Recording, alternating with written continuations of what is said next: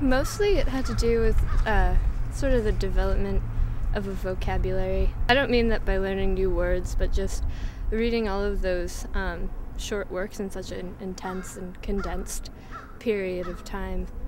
You might remember a quote and it'll stick with you, and you use it to describe something else, and suddenly you find that you've accumulated all of these phrases and paragraphs, and you trace them all back to L&T, and it's sort of, I don't know, it's an addition to your framework.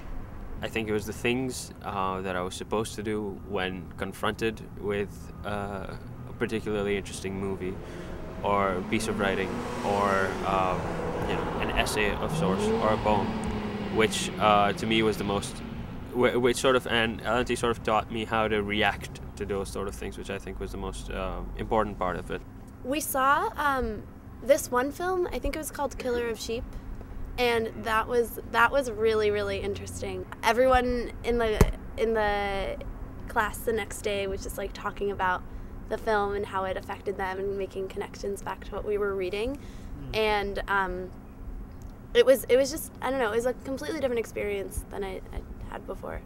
I remember the Wittgenstein mostly because I write a lot, so reading to imagine a language is to imagine a form of life just felt like I was being given words for something that I knew but couldn't articulate.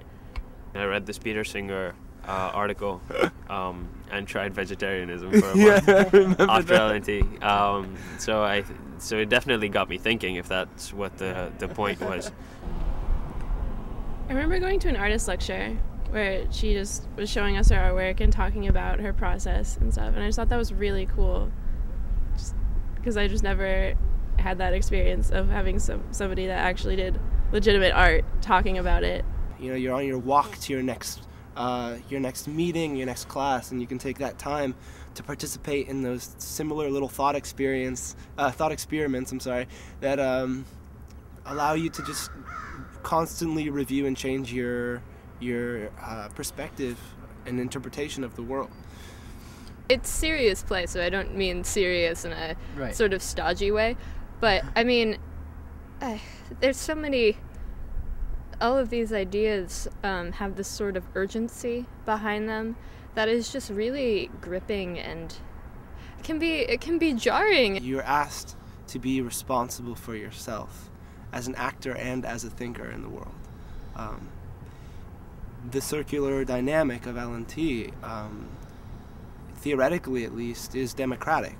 It asks you to be a responsible member of that circle, of that discussion. Including the teacher. Including the teacher. The teacher's not, in the center of the circle, spinning around.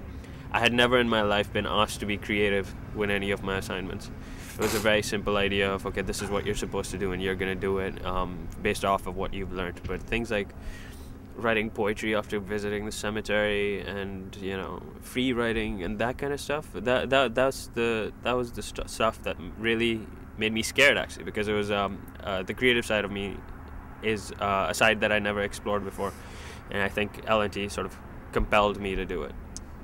And it was interesting because you ended up writing about things that you didn't even realize you were thinking about, and developing ideas that you didn't realize you had, and then having to share them with a class of people who, like you said, you didn't know, and they ended up being ideas that were intimate and written in a way that was also very personal, because you were literally writing what you were thinking.